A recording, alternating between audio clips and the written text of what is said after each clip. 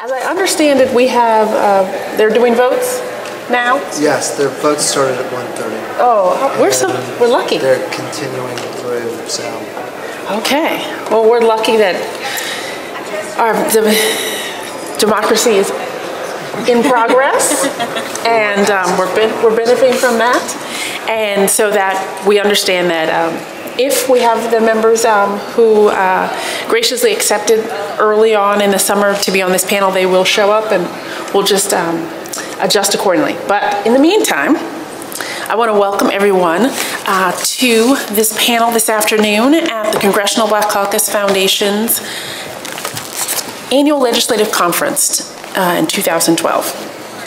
I just want to encourage everyone, let you know that we are recording this session today to be webcast later on on the CBCF YouTube channel, as well as on the Avoice website, which is avoiceonline.org, as you'll see on the screen here. And so I also encourage you to turn your cell phones to either vibrate or silent. But in the meantime, if you tweet or Facebook or do any other types of social media, Instagram, please feel free. I'll just let you know what the hashtags are. They are CBCFALC 2012, and the other hashtag is Avoice. Okay, great.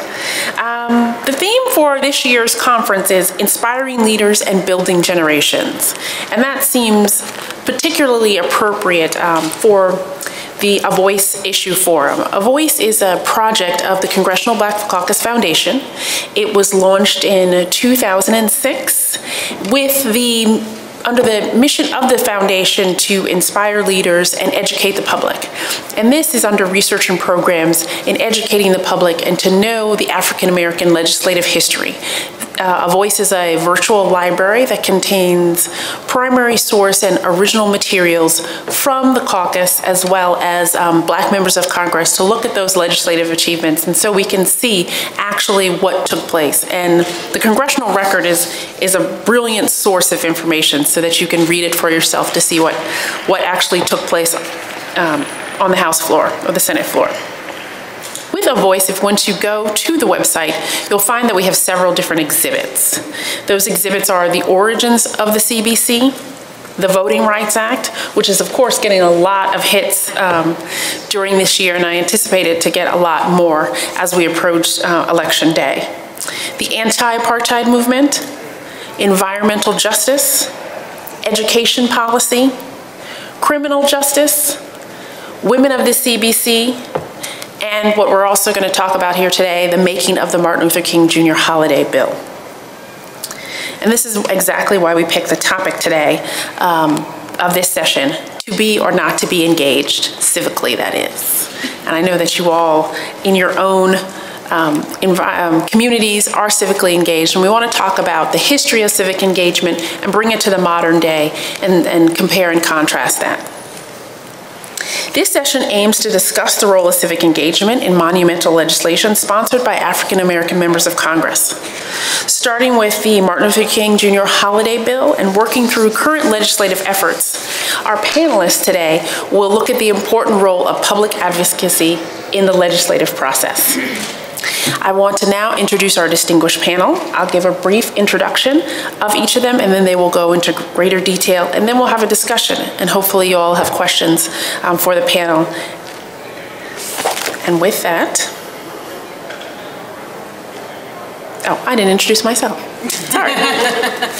My name is Adrena Ifill, and I am the Avoice project director. I've been working with the project since inception, and I'm very proud of the work that we've done, the work that the foundation has done. And once you are able to go online and look at the site, if you have any questions, if you have any suggestions, feel free to contact me directly. We love to have that. In addition, I talked a little bit about the exhibits, you'll see. And this is what the website looks like. We also have a For Educators section, and that's for any of you all in the audience today who are educators within a school system or in a non-traditional learning environment that you were able to do lesson plans. And we have lesson plans based on 4 of our different exhibits, and so you can take those into the classrooms or whatever settings and be able to use the primary source documents that we have on the website, and it's interdisciplinary. So if it's government or civics, it's a reading comprehension, art, media studies, we have devised these lesson plans that are appropriate. In addition, we also have a Girl Scout patch that we've worked with the Girl Scouts in the Washington area, and also can be taken to other Girl Scout troops where they will be able to get a front of the sash badge about learning about African American members of Congress.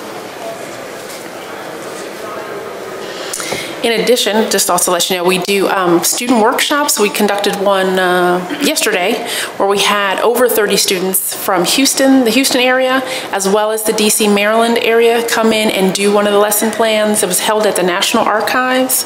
And so they were able to learn a lot about women of the CBC and their impact on US government.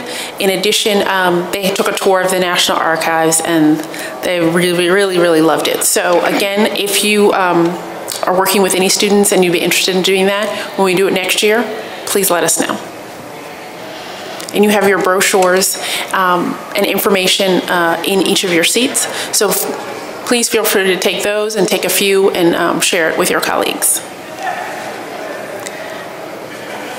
Our panel. Let me introduce.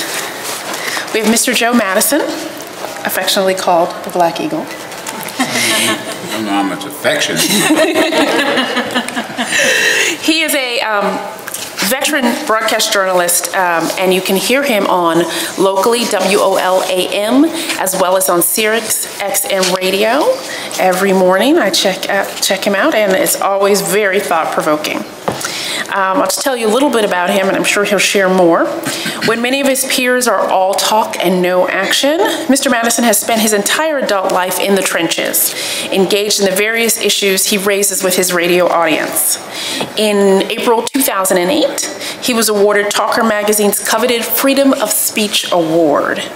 Between 1984 and 1986, Mr. Madison led 4 separate voter registration marches called Overground Railroad, in which he and hundreds of volunteers walked from Richmond, Virginia to Harlem, New York, from San Francisco to Los Angeles, from Louisville, Kentucky to Detroit, and the final march was from Los Angeles to Baltimore.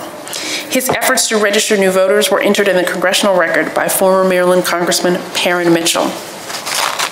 In addition, he's led demonstrations and arrests in front of the Sudanese embassy for 90 straight days to end genocide in Darfur. His efforts led to the House of Representatives and the US Senate, and later the Bush administration declaring genocide was taking place in Darfur. Mr. Madison followed this up by leading a campaign to divest $93 billion in Sudan. To date, Illinois, South Carolina, Michigan, New Hampshire, New Jersey, Oregon, and California have divested. Definitely a man of action. Welcome. Next we have Ms. Kristal L. She is the editor-in-chief of Politic 365. I definitely recommend this website when you all need to definitely check that out. I'll tell you a little bit about her. Beyond her work with Politic 365, Kristal routinely engages in research, legal analysis, strategic consultations regarding the leveraged use of the internet to achieve digital empowerment and broadband adoption opportunities for disenfranchised communities and the nation at large, online coalition building, stakeholder outreach, political advocacy, and multimedia production.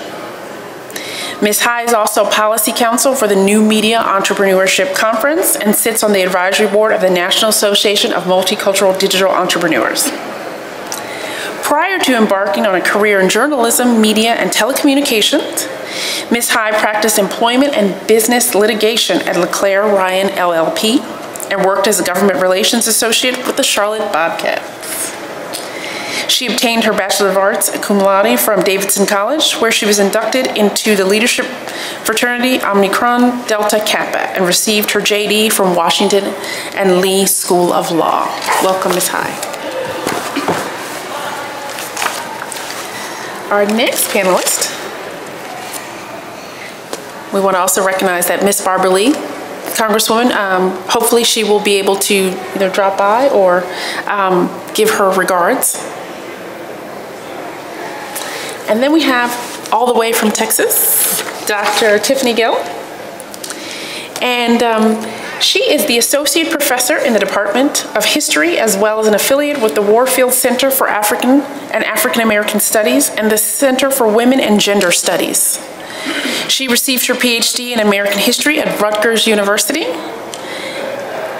and her Bachelor of Arts in American Studies from Georgetown University. An award-winning teacher and scholar, Dr. Gill was the recipient of the 2010 Regents Outstanding Teaching Award. In addition, her book, Beauty Shop Politics, African American Women's Activism in the Beauty Industry, was awarded the 2010 Letitia Woods Brown Memorial Book Prize by the Association of Black Women Historians. She's actually working on her second book manuscript, examining the birth of the African American tourist industry in the post-war era. Welcome, Dr. Gill. And she will also be doing a book signing in the Authors Pavilion following this session after 4 o'clock. So I encourage you to go there. And our final panelist is Mr. Kenneth Keller. And he is on the House Judiciary Committee, and he has been working on the Hill for a very long time and brings to us a very well-rounded perspective on the legislative processes and the role that advocacy plays in that, and I'm sure he'll share more. I think, Mr. Madison, if you want to start. Well, thank you. I'll start by saying, one, it is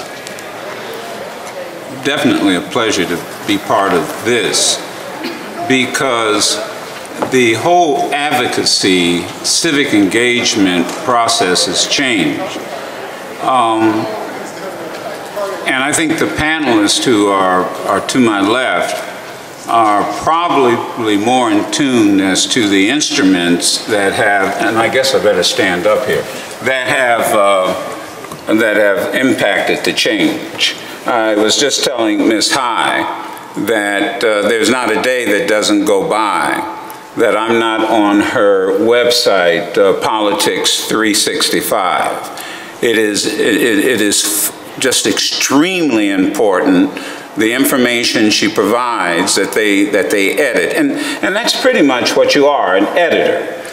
Information comes in, the organization edits it, and then it's our responsibility to take that information and then spread it far and wide. Let me just give you an example. There might be people who say, okay, there's 10 or 12 folk in this room.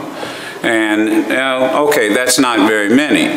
But the fact is that after this panel discussion is over, with a touch of a button, there will literally be tens and not hundreds of thousands of people that will have an opportunity to hear the discussion, to be part of this program. For example, we will take it with the Sirius XM.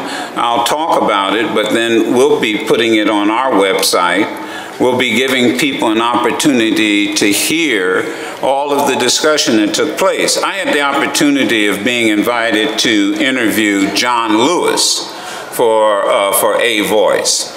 And it was an hour-long interview about, one, his background. He's written a couple of books about it. Most people think they know what John Lewis's life was all about. He told the jokes about preaching to chickens and all the other things, and he certainly talked about the civil rights struggles, the students, but he went into some of the nuances of how that effort as a young civil rights activist impacted the legislative process. we took that interview, and not only did Avoice have it, but then we made sure that our social network base saw it, and we got more hits on that. I mean, something in the neighborhood of probably over 100,000 that just immediately went to it and were involved in seeing it and hopefully being inspired by it. I find it interesting that you have us focusing on the Martin Luther King bill. The fact it took 15 years to get that bill into law, to make it a reality. And the person who spent the vast majority of those 15 years was John Conyers. But he was not the one that actually ended up getting the bill passed. But what happened was literally for those entire 15 years, people were engaged. So for almost a half a generation, people were engaged. Yesterday marked the anniversary of the Gina, Louisiana, what do I call it? Event or movement?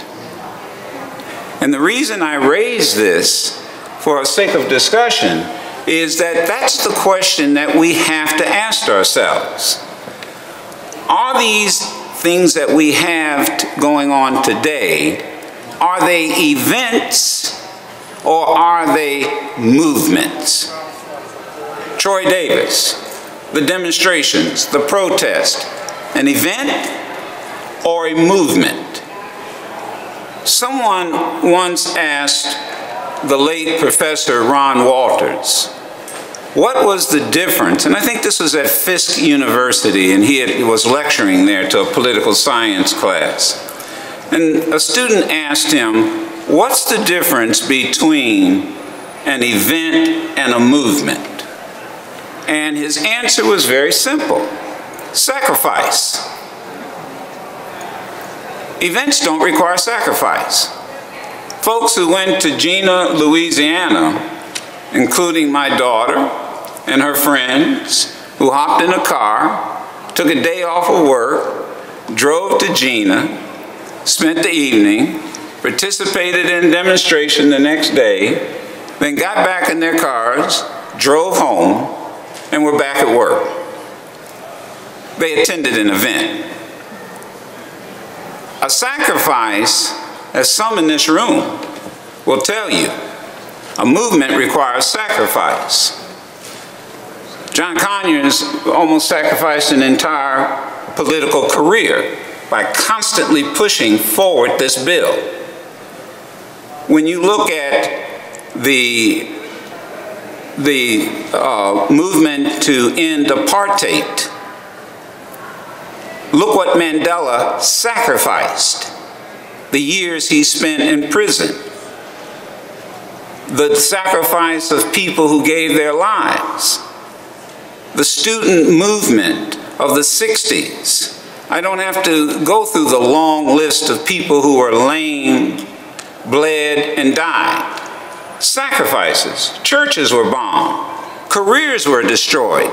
Folks couldn't get jobs, threatened if they, like, for example, we have this effort now to suppress the vote. Everyone in this room understands that that is a movement on the other side. It's not an event, it's a movement. This movement to suppress the vote has been going on for years. For years, and it's gone by from state to state to state. Now, the question is, what is our counter movement? How do we impact that? I'll go to Trayvon Martin. We go to Sanford. We have a demonstration. 20 people, 20,000 people show up. Once again, is it an event or a movement? Where's the sacrifice?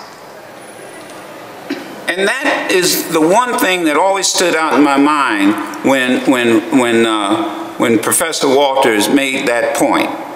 People sacrifice. I think of Julian Bond.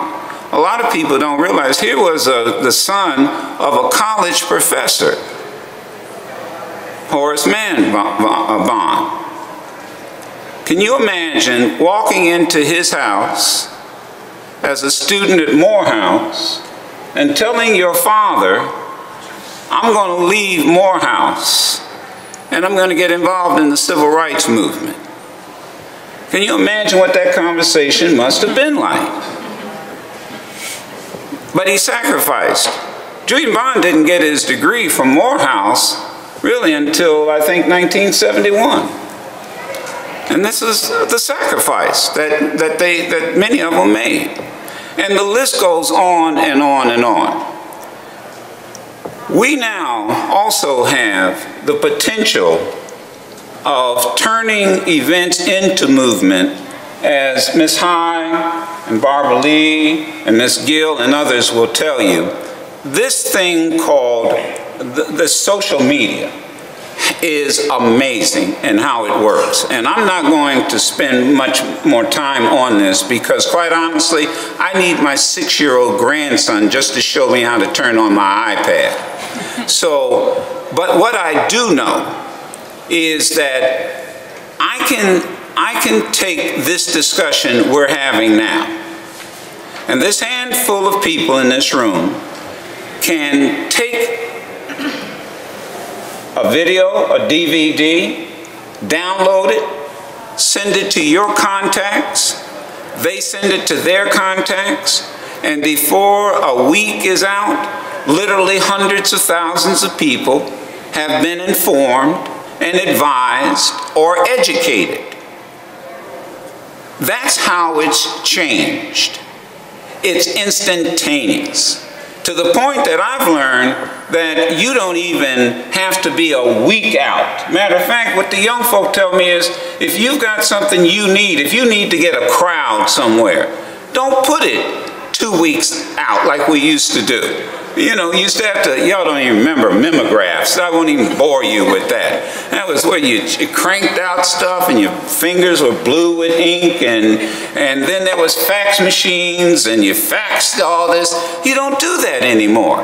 And now you put it on that tweet and you put it on that Facebook, and if you put it on 6 or 7 days ahead, it's going to be so far down the list nobody will show up. But you can put it now 2 or 3 days and you can get tens of thousands. You know, when we did the Trayvon Martin piece, let me tell you, 20,000 people showed. We were supposed to be in a small church that held, I think, less than 1,000 people. That thing got on and it was going to be a town hall meeting. That got on the internet, and within a week, they found out when we landed in Orlando, 20,000 people showed up in front of that church. And they had to move it to the park. And we didn't send out 20,000 flyers. We didn't call 20,000 people. I know we didn't. But what we did was that the young folk put it on that internet and used that and pushed that and pushed that and pushed that. So we have the potential of turning events into movements. But what I leave you with as I take my seat is that you must understand there is no movement without sacrifice. It's just not going to happen. It doesn't happen. Sacrifice is the one key thing that you have to be prepared in order to create a movement. And an event is not a movement. A movement is something that gets this, the legislative process requires your active participation. Your active participation. You would not have an anti-apartheid legislation if it wasn't for, again, civic involvement. Literally, thousands and thousands of people. You would not have had a Martin Luther King bill simply because someone wrote a good piece of legislation. It took 15 15 years. 15 years. You would not have the 65 Voting Rights Act. Close with something that, and you may have heard this and maybe you haven't. A. Philip Randolph goes to Roosevelt. Franklin Roosevelt makes a very simple request. We've got to have, black folk need to be hired.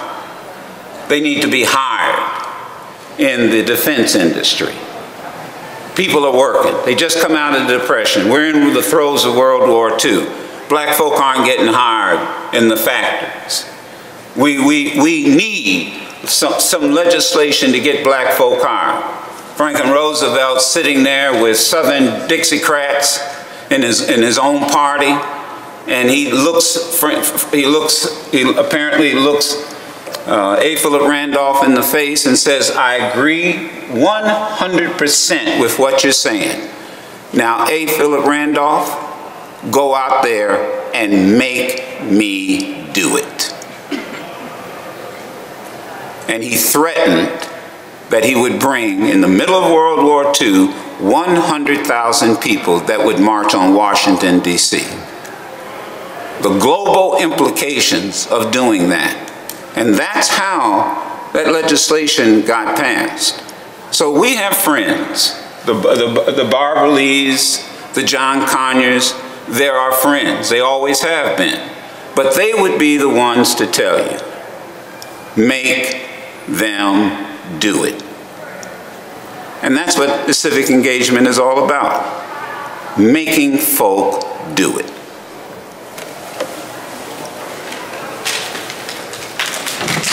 Next. I'll make this easy, so you can stay there. Each speaker can introduce the next person. How's that? So let me ask if Miss Kristal High would come up with Politics 365. Well, thank you. You're welcome. Thank you very much. Let me move my purse out the way there. Well, first of all, I just have to say, Mr. Madison hit the nail on the head, because when we talk about civic engagement today, what we're really talking about, the rules of engagement having changed. You know, prior to, in previous years, you know, when you would think about how do you organize a coalition, how do you get people to coalesce around specific ideas, you're talking about using phone trees, using memographs, using your networks in ways that were more traditional, right? And now, whether you're talking about Trayvon Martin, Gennaro Wilson and the Gen 6, Troy Davis, you're really talking about our cell phones and how we can leverage these opportunities to get in touch with each other.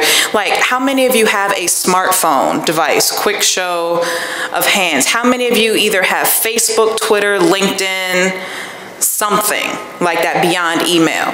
So put this in context. African Americans and Hispanics over-index in the use of smartphones and wireless devices. So what does that mean? That means that we are constantly communicating with each other, whether it's via social media, whether it's email, whether it's via texting. And so there's a real opportunity when we start thinking about how do we leverage these technologies, how do we better utilize mobile communications tools as a vehicle for civic engagement, right? So it's not that social media alone will drive change, but it creates a really quick outlet for us to get involved, to get engaged, to connect with one another.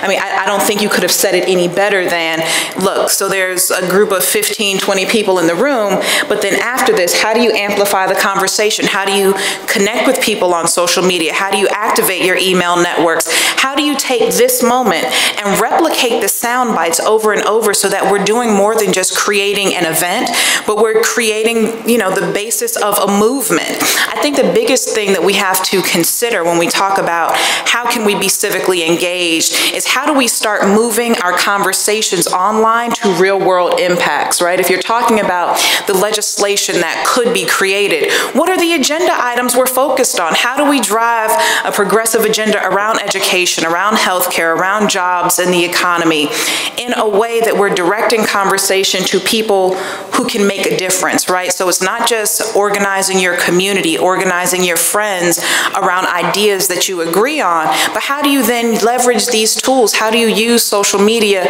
to outreach to our members of Congress, to state legislators, to mayors? And how do you start creating a foundation so that you're impacting policy and not just talking about it? You know, I think one of the greatest tragedies, perhaps, of the Trayvon Martin incident is that once people got wind of what happened, there was fury, there was outrage, there was all sorts of engagement.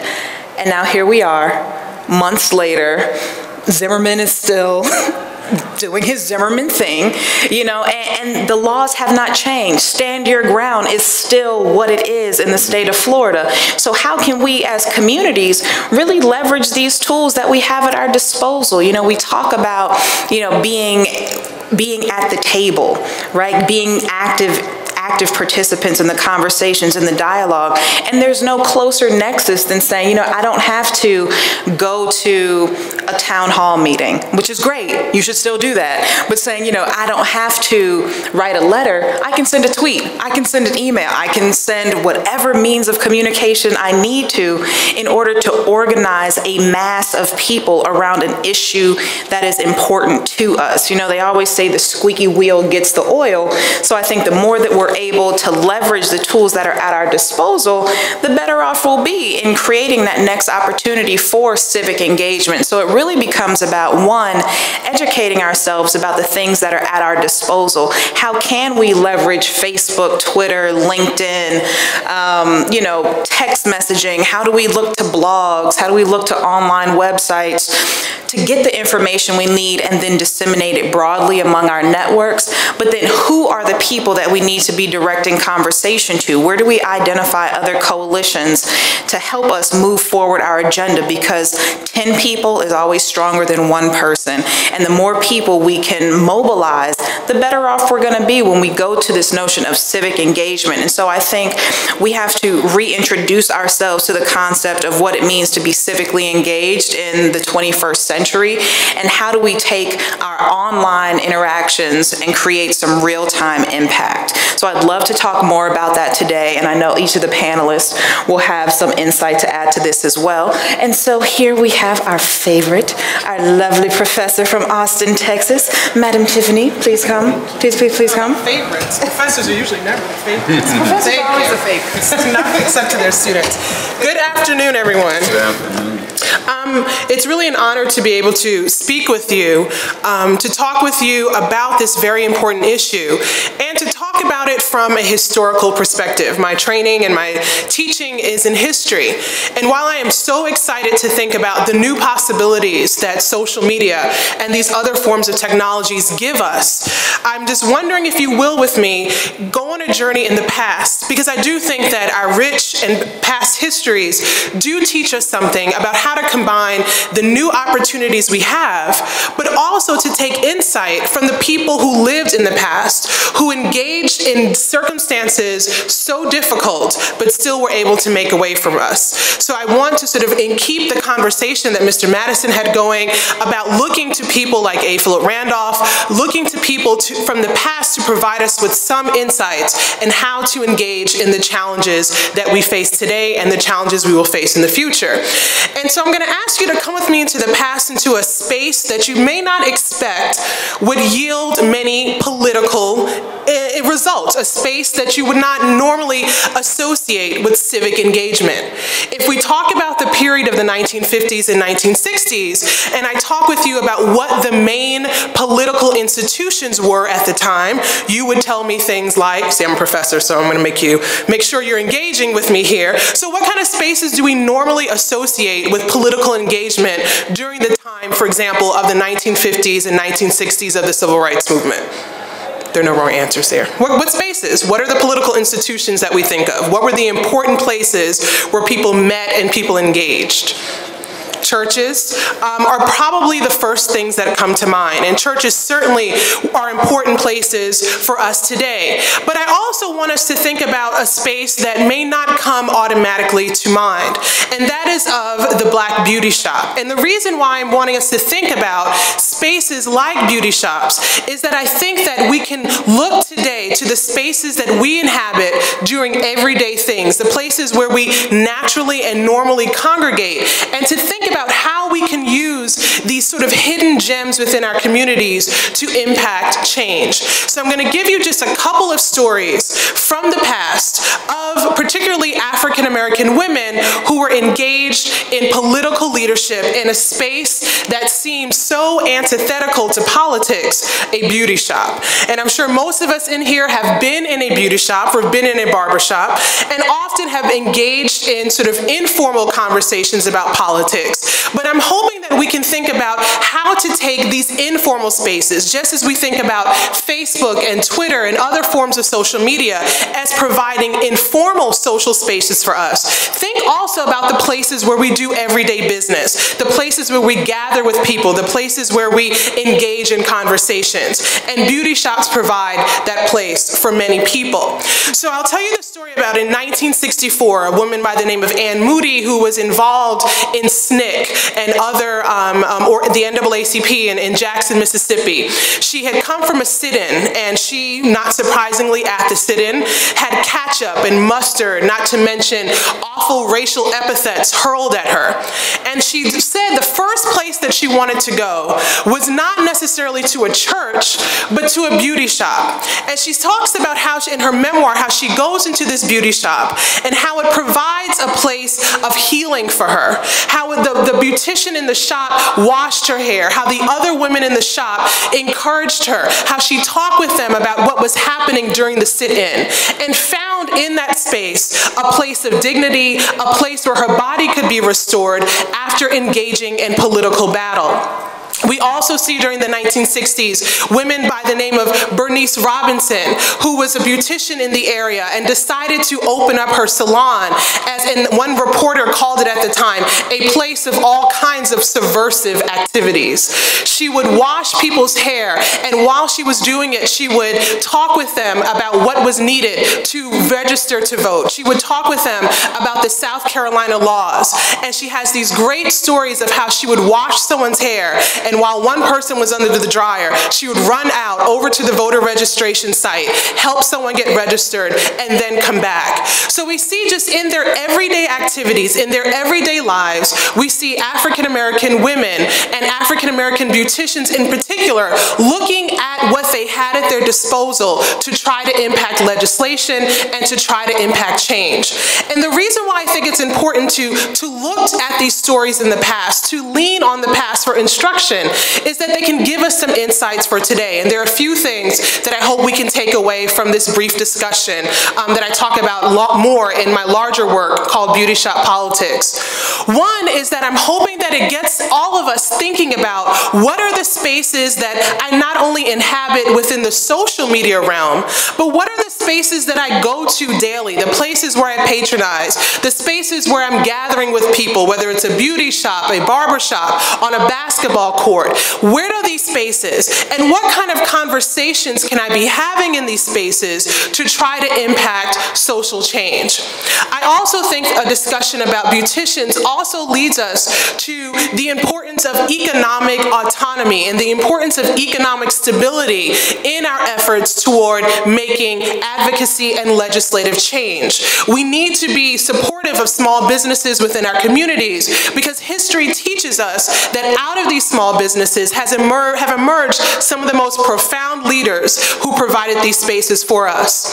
Also, I think the example that I gave of Ann Moody going to a beauty salon after being physically ravaged after a sit-in shows us the importance of health and bodily self-care in these efforts when we're talking about these things. That we cannot have an engaged electorate unless we have a well and healthy electorate. And I think that our First Lady's efforts around obesity, as well as some of the current battles that are happening around health, around women's health, are the very sites of political activism and engagement. We cannot overlook the importance of self-care in the body.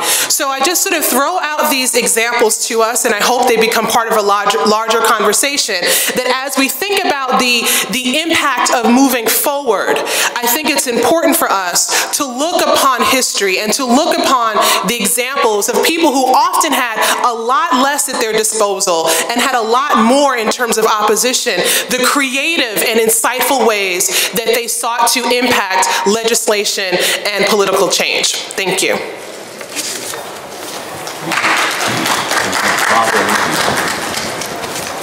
Thank you very much, Dr. Gill. And And if I could, I would like to introduce our next speaker, who's just arrived, and we're very excited about that. Congresswoman Barbara Lee is here, and she has been a forceful and progressive voice in Congress, dedicated to social and economic justice, international peace, and civil and human rights. First elected in 1998 to represent California's 9th Congressional District, Ms. Lee has established a reputation for principled and independent stands, unafraid to take the tough issues and speak her mind for her constituents and for a more just America and for a safer world. As a social worker by profession, she's been an advocate for people, and dealing with the federal bureaucracy has been a priority. In 2007, Congresswoman Lee joined with members of the Congressional Black Caucus, Representative John Conyers, Representative Butterfield, Representative Mike Honda of the Congressional Asian and Pacific Caucus, and Representative Joe Baca of the Congressional Hispanic Caucus to form the Congressional Out of Poverty Caucus. She is the senior Democratic whip and the immediate past chair of the Congressional Black Caucus and a former co-chair of the Progressive Caucus. Her accomplishments are many, as we know, including authoring or co-authoring every major piece of legislation dealing with global HIV/AIDS issues since she was elected to Congress. This includes legislation that has created the President's Emergency Plan for AIDS Relief, PEPFAR, the Global Fund to Fight HIV/AIDS, TB, and malaria, and the position of the Special Advisor for Orphans and Vulnerable Children. She has secured millions of dollars for HIV/AIDS prevention, education, treatment, and care services in Alameda County. An early and outspoken opponent of the Iraq War, the Congresswoman repeatedly proposed legislation seeking early U.S. troop withdrawal. As she began her political career as an intern in the office of her predecessor, former Congressman and former Oakland Mayor Ron Dellums, she eventually became his chief of staff. And before being elected to Congress, she served in the California State Assembly and the California State Senate. Please help me welcome Congresswoman Barbara Lee.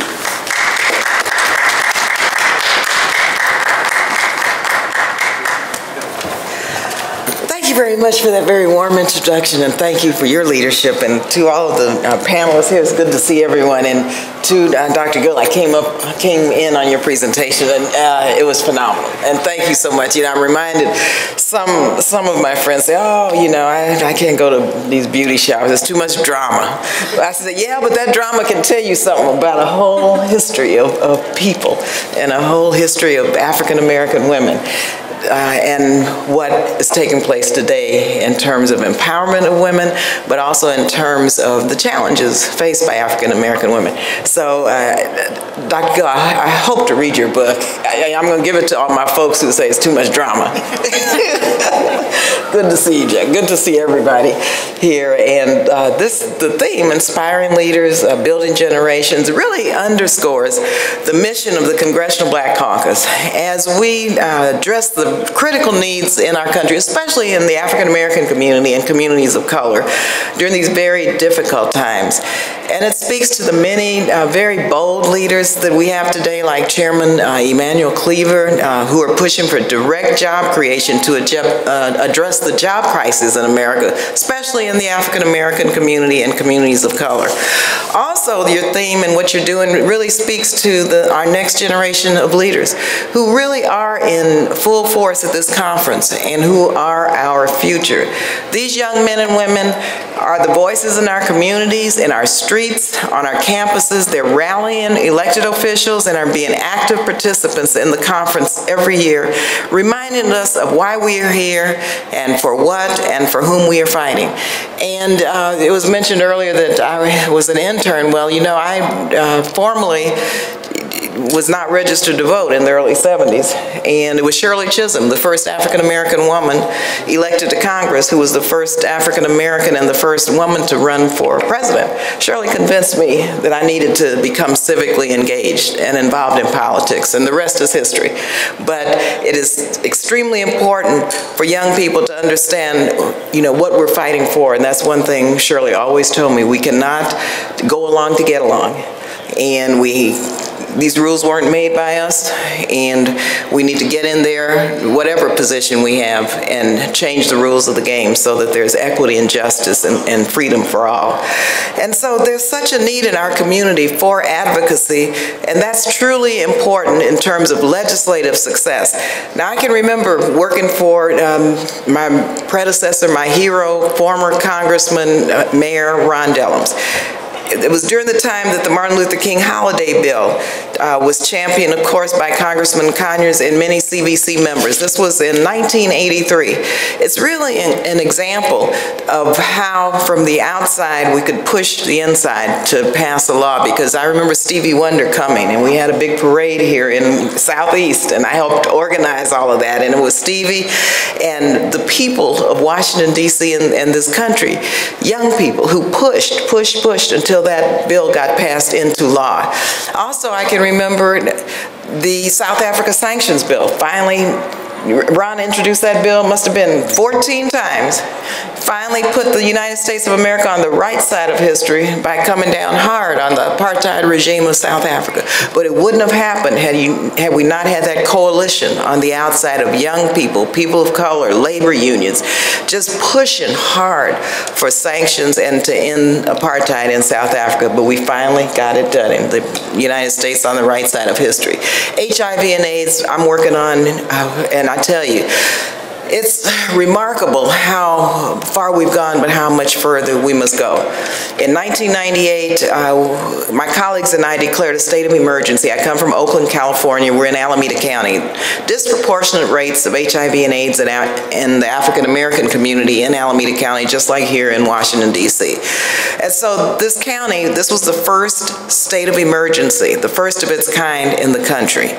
So we had to push. We had to push. We had to engage people. We got a unanimous vote of the Board of Supervisors to declare a state of emergency.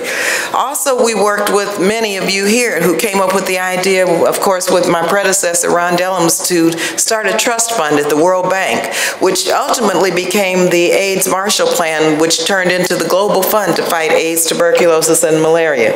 Again, that was my legislation. President Clinton signed it into law. But we couldn't have had, that never would have happened had it not been for the engagement, the active engagement of people on the outside, pushing to make sure we got the votes to get it passed.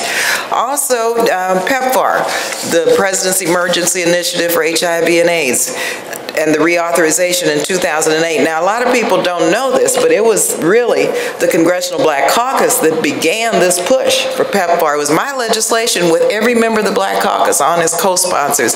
We met with President Bush, we talked to him, and then the rest is history. Of course, he worked with us and signed it into law, but I have to just always remind people in terms of the engagement of the Black community on PEPFAR. This was, you know, the Congressional Black Caucus working in a bipartisan way with President Bush to get that legislation on the books.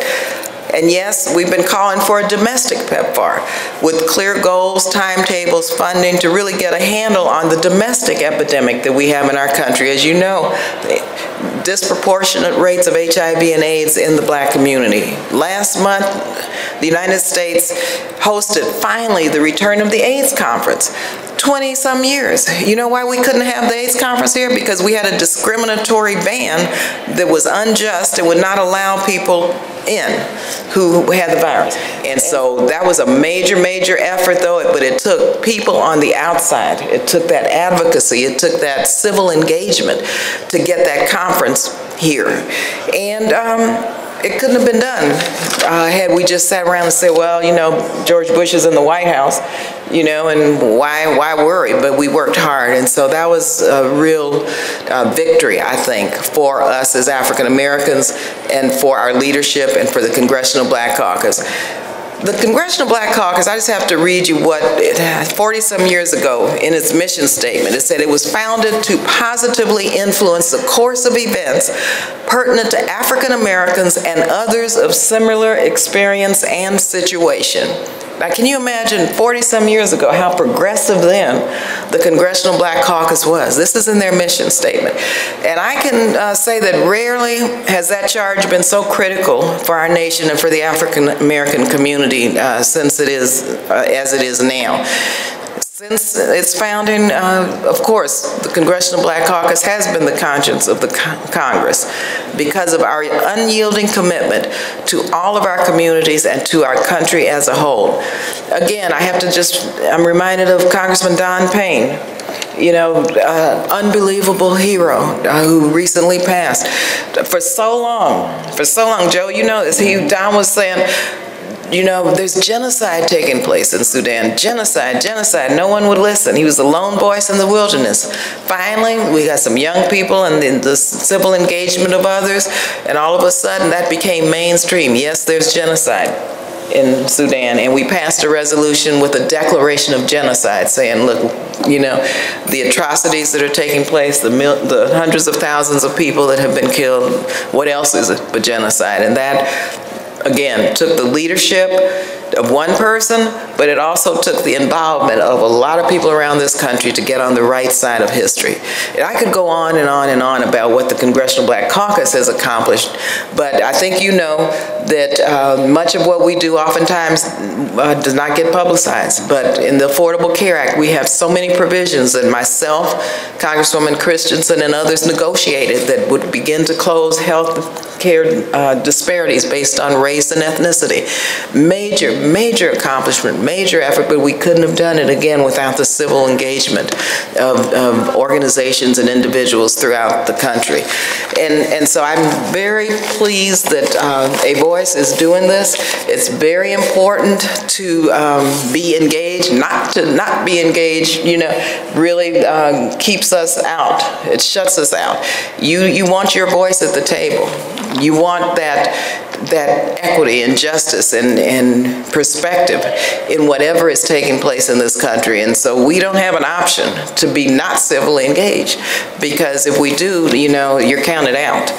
And I'm very pleased that what I see around the country now, and with the election of our great President Obama, that we are engaged, but we cannot use this moment to go to sleep and to go backwards. We have to keep that engagement active, and we have to rev it up even more, because and I know what could happen in November if we don't stay engaged. So thank you again. Thank you all for being here. It's really wonderful to see Avoice continuing with its mission of documenting, the history and the accomplishments and the challenges of members of Congress. And so thank you again. Good to see everybody. Thank you, John. Good to see you. Yes, and thank you so much, Congresswoman. That was so enlightening. And now to follow up, Mr. Kenneth Keller. I am coming at this from a slightly different position than I think anybody else on the panel, and even from our esteemed member of Congress. In my personal and professional capacity, I am sometimes the target of the message, and in my personal capacity, I am many times the actual messenger himself. When you think about some of the topics that were mentioned today, Gina Six, Milton Hall, Troy Davis, Trayvon Martin, if you go down the list and you talk about driving while black, hate crimes, Voting Rights Act, apartheid, you can add things like Equal Rights Amendment and choice. Those are all within the jurisdiction of the House Judiciary Committee, where Congressman Conyers was chair, and we hope to bring him back, and where he's currently ranking member. All of those issues also are directly within my jurisdiction, so each and every one of them crosses my desk whenever they come up. At the local level, I am also an activist around poverty issues, early childhood education, and Title IX. So one of the things that I think what I'd like to contribute to this panel is really breaking this whole discussion down. Because as Congresswoman Lee said, there's no question about whether we're civically engaged. The issue is our dedication to it and how well we do it. Because if we aren't dedicated to it, and if we don't hone our ability to actually engage civically, we lose out.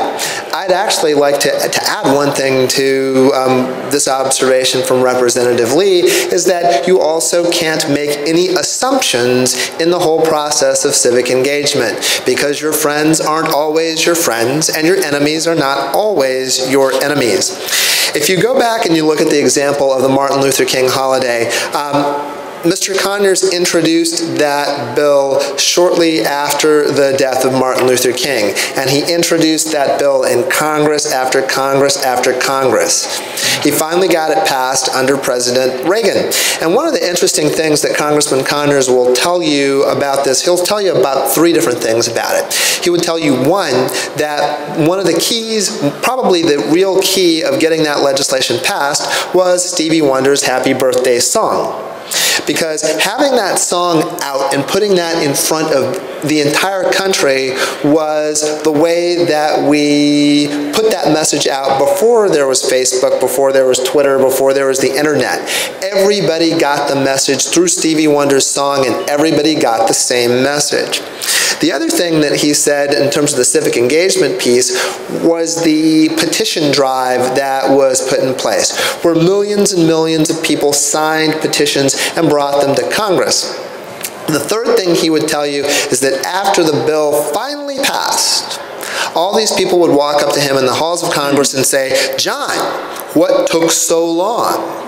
Now, after he picked himself up off the floor, this usually came from people who were opponents of the bill. The other interesting thing, I would add a fourth to his 3 observations, is that the legislative process around the passage of the Martin Luther King bill pays dividends even today. Because the people who opposed that bill and the people who didn't vote for that bill, a number of them, a lot more of them than you think, are still in Congress. And they have a guilty conscience about what they did. So I will not call any names about senators from Arizona, for example, who opposed the bill, but he has been known to then take a much friendlier view towards similar kinds of progressive legislation, given the fact that he knew he was on the wrong side of a vote. My congressman from Ohio, a guy by the name of Ralph Regula, he also opposed the Martin Luther King Day bill, didn't vote for it when it came through the House, and my mother never let him forget it. And so the entire time when he was in Congress, when she was lobbying him on progressive legislation, she would say, "Well, you didn't vote for the Martin Luther King holiday bill." And then it was the okay, and then she got what she wanted. So I think it's key to remember that in the past we had a focus on certain kinds of important pieces of legislation. And even though we didn't have the electronics, the social media that we have right now, we had what we had, barbershops, beauty shops, and we did what we could do with it. Today, the thing that we have to remember about social media and about the civic engagement process is that it's not enough to talk. Okay? It's not enough to be motivated around an event, and I think that's an important thing. I mean, I think Mr. Madison did something really important in saying you've got to understand the distinction between an event and a movement. An event is not necessarily a movement, but it can become one, and you have to make sure that you use the tools that you can to convert it. One of the things I would say about that is that in the conversion from an event to a movement, you have to understand the importance of coalition building. And that's one of the things that nobody's brought up yet, but it deserves attention. If you hear the different groups that grew out of Representative Lee's participation in Congress, you would see that she started off working for a member of the CBC, and her participation throughout her career in Congress has grown and grown and grown and grown and grown. Okay? It's very important to keep expanding your coalitions. And the other important thing is to remember that you must develop a long attention span. John Conyers is the king of the marathon, because not only did he do something like the Martin Luther King holiday bill, he's also been a real pioneer for the single-payer movement. But for the single-payer movement, you wouldn't have gotten the Affordable Care Act, because you had to have a long, long track record of looking at the whole issue of healthcare finance and the disparities that grow out of our past healthcare system in order for us to have gotten where we are at this point in time. The other thing I would actually also say is you must remember that when you're actually engaged in a progressive movement, you have an opposition. And they have all the tools that you have, and they also have one thing that you probably don't, and that's money.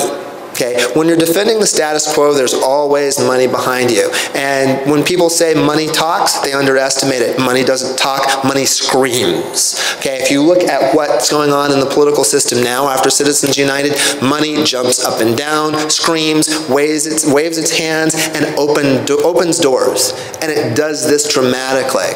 So if you're going to be involved in a progressive movement, you have to remember that your opposition is out there and they're prepared and they're well financed. But the last thing that I'll say, my last observation, is the most important one.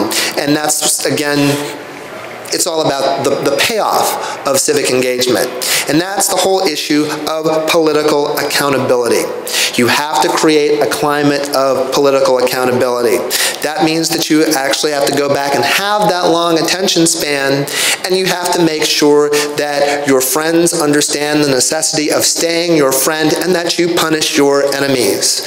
One of the things that we actually don't do within our movements within the African American community is encourage that climate of accountability. And that's one of the things that I think we need to work on and why we need to develop that attention span.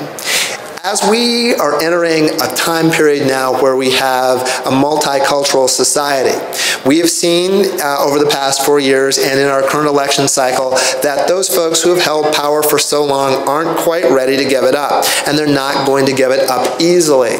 So that means that we have to double down on our efforts. We have to have that long attention span. We have to make sure that people are politically accountable. We need to have good messages that mobilize the masses over the long haul, and we need to develop our individual skills to be good messengers. Okay, where all of this starts is not at Congress. It's not at the Congressional Black Caucus. Okay, everything that all of these members do and accomplish starts right off in the community. John Conyers did not make up the phrase driving while black, which is illustrative of discrimination within the system of criminal justice. That's something that percolated up from the ground, from the community. Okay? Same thing with all of these issues around Gina Six, Milton Hall, Troy Davis, Trayvon Martin. All of these are a species of that. These are all events that are part of a broader movement toward criminal justice reform, which we'll be talking about tomorrow morning at 11 o'clock in room 145A. But that having been said, it's all necessary to make sure that we take all of these events, and if we're not converting them into movements, that we understand that they're all part of some existing movements, and we continue to go out and find a way to work and keep these movements going forward. I look forward to a healthy discussion with my fellow panelists, and I think it's important to have these kinds of discussions because we need to make sure that we're preparing our next generation of activists. The last thing I would say is that I do tend to practice what I preach. My youngest daughter, who's 11, was just elected to her student council, and she sent me a text message while I was sitting up here. And my oldest daughter has testified before the DC City Council no less than 4 times about Title IX issues and about issues of educational fairness within the public school system.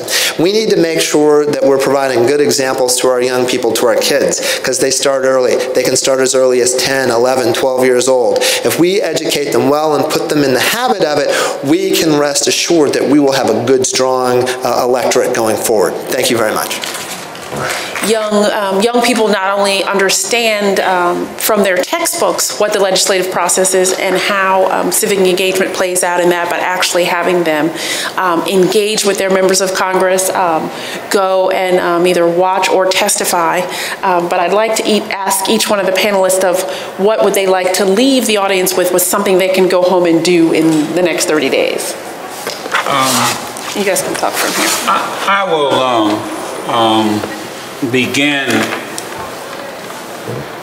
by saying that what we're talking about is not sexy. When you look down at the list of workshops, bullying, big crowd, you'll find other topics that will have large crowds. One of the things that I've learned down through the years is that it always starts out with a small group of folk who are like the people in this room. They're the organizers. They're the thinkers. They're the ones who put it together.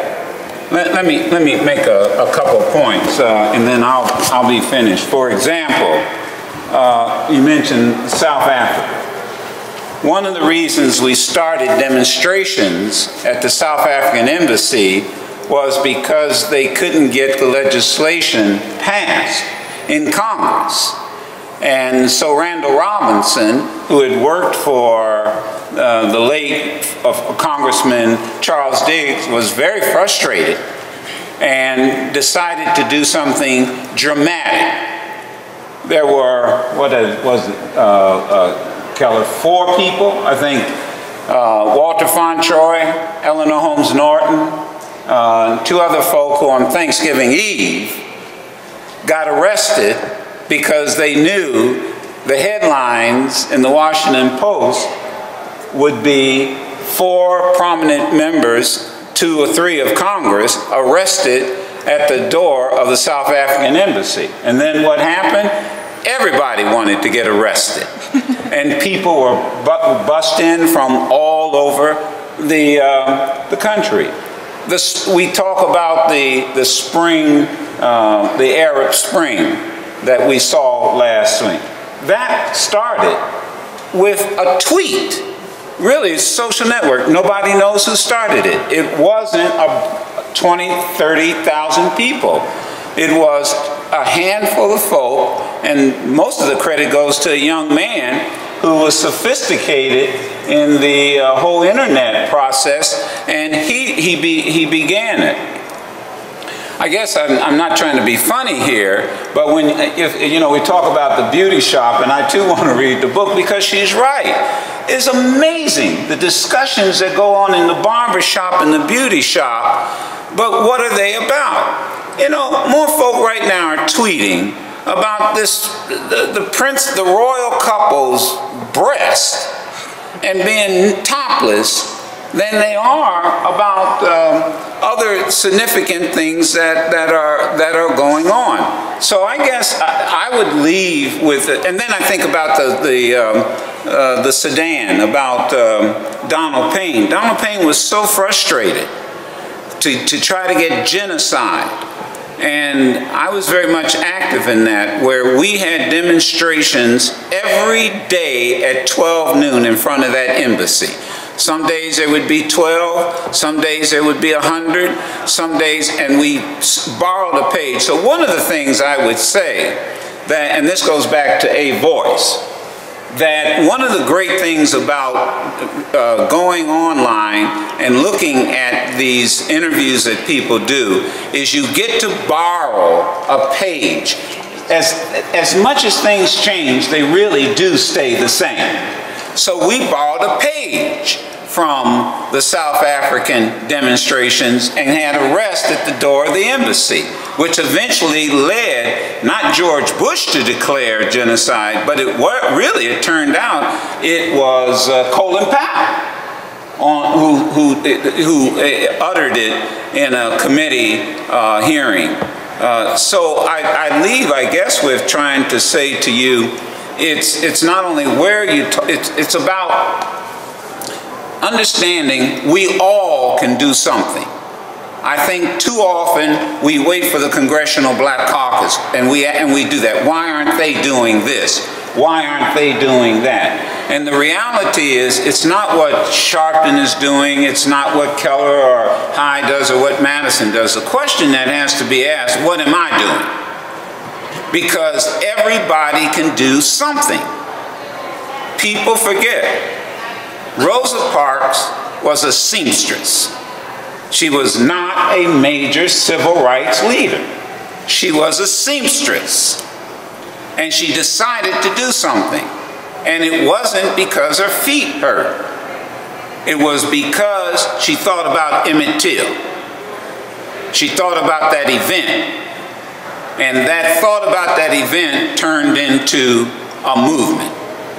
So I say to those that are gathered here, and those who are listening, and those who will view this on tape, what you ought to do, to answer your question, is take this tape, whether it's audio or video, and everybody on their Facebook has a number of contacts. You have emails and addresses, and you should immediately disseminate that and share it with that, and then tell them to share it. Because what we're finding out, particularly in the next 50 or less than 50 days, I guarantee you that, the other side, and Keller is absolutely right, they haven't begun to spend the kind of money that they are going to be able to spend. And this is a situation, last thing, where all hands have to be on deck. All hands on deck. We cannot afford to be lulled into some kind of complacency that he or she hasn't done what they want us to do. And then finally, don't make the mistake we made in 2010. And that mistake was, we thought we did all right in 2008 because we elected a black president, and we turned out and handcuffed that black president because we kept our butts at home, didn't go out in the midterm election and elected these folks, because if in fact we don't win the House, we don't win the Senate, President Barack Obama and all of us in this room will have the most difficult 4 years of his political life. Because nothing, I repeat, nothing will get done. The only thing we would have done was have elected him to a second term. And I'm convinced the way Mitt Romney is running, that they don't give a damn whether he wins or not. I'm telling you, I think the game plan is to win the Senate, maintain the House, and make him a lame duck president from January 20th until the end of his second term. That's where I would leave you. I think you're right on point with all of those. So if there could be a call to action, a takeaway, I would say in the next 30 days, there are 3 things you should do. Register 10 people to vote and get those 10 people to register 10 people additionally, and figure out ways where you can either connect people to the resources they need to get transportation to the polls, or you yourself volunteer to take people to the polls. I think that's going to be imperative, because if we have a good turnout this year, President Obama has a good chance of being reelected. But then that leads me to my second point, which is pay attention to down ballot voting.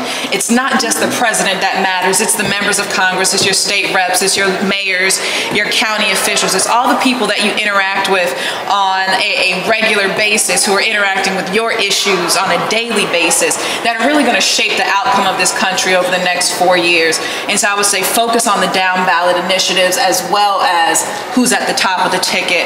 And then finally, you know, politics only works if it's personal. Policy only works if you care about it. So figure out a way in the next 30 days to take an issue that's being discussed at the national stage, whether it's jobs in the economy, whether it's healthcare, whether it's education, whether it's foreign affairs, whatever the issue is, and find a way to make it relevant and personal to you, and then share that story with other people. And then you're sharing it not only in your regular contacts, but across social media, in your churches, in the beauty shops, in the barber shops, across every network. Talking about the economy generally falls deaf on a lot of ears. Talking about why I can't get a job and why I now have to pay more taxes to sustain the economy if Mitt Romney is elected, that resonates with people. So those would be the 3 things that I say do. And I would just sort of briefly echo what Ms. Hyde said. I think the first thing to do, I get asked this question in a lot of contexts with students that I work with, and they often feel, as many of us can feel in these contexts, overwhelmed, right? There's so much to be done. There's so, I mean, you know, the lists are endless in terms of all the things that need to be done. And so that's why I think the call is sort of an introspective one at first. I think within these 30 days is to really look at what is your passion? what drives you, because that's what I think sustains you from this point of event to movement, right? To finding out what sort of makes your heart beat. You know, for me, it's about education. It's about sort of sharing the stories of the people of the past as a way to ignite people today. But we all have something different, and the beauty of living in such challenging times is that no matter where your passions are, I can guarantee you there's a space to do it. So I think sort of doing that reflective work, sort of setting your priorities around your passions, and to really start on the local level. Starting, for those who are sort of starting out, some of you in this room may already be engaged in projects, so maybe this is something you can do as you're sort of helping someone else or teaching someone else, is once you help them identify their passion, then finding sort of a local project in which to get involved helps, because that helps you identify a group of like-minded people, that helps you to identify people who can help keep you accountable, and I think the issue of political accountability is very key, and then that can also lead you to engaging these local questions in bigger ways, because I think if the past tells us nothing, is that all these folks who are sort of our heroes of the civil rights movement and of the era of segregation that overcame really sort of looked at their own communities, saw the ills that were there, worked on that, and then began to sort of work their network out to see where other spheres of influence are. So I think it's both sort of an introspective call to really sort of identify those passions, find a place within 30 days where you can start exercising those passions, and begin surrounding yourself with a group of like-minded people so that you can see that these things don't just become events in your life, but become sustained as movements. I think the wisdom of what the other three panelists have said is unassailable. I would kind of couch my remarks a little bit more broadly, and I would say hold someone responsible, starting with yourself. I mean, you can't be complacent or apathetic or demoralized in the climate that we're operating in now, or that we're going to be operating in the future. As I said, we're at a transitional point in our society, and it's going to require constant vigilance to make sure that there is not backsliding, and that as we reform ourselves as a multicultural society, that it is fair to everyone. If you care about the quality of your government, vote. Make sure that everybody you know votes. Make sure that everybody around has the opportunity to vote and to vote fairly.